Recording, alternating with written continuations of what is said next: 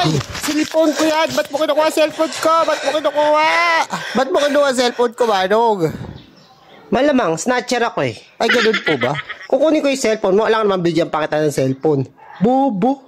Kasi kailangan ko yung cellphone ko eh. Chinachat ko yung papa ko eh. Baka hindi niya ako makita dito. So, ako pa mag-a-adjust. Mamaya ako na snatchin. Opo. O, ito na. Ay, salamat. Kailangan ko lang talaga, kuya eh. Baka hindi ako makita ni tatay. Wala na pala akong load. Ay, ganon? Hindi, pala ako nakapag-load. Ay, Gcash po ba kayo dyan? Meron naman ako. Pa-load muna, kuya, ha? Pero may tubo to, ah. Magkano ba? 50 lang naman, kuya, para makontak ko na si tatay. Yung 50 magiging 55, ah. O sige, kuya, gawin mo na 56. Meron pa ako dito. Ito po number ko. Tingnan nyo. Ayan, ayan po. Ayan.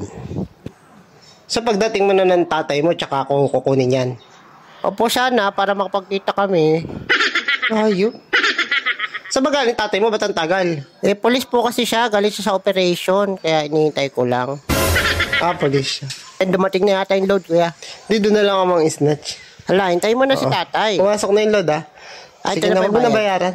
Tawag na. Ang bait mo naman. Sige na, puta, nabilyasa pa. Hayop. Sige na.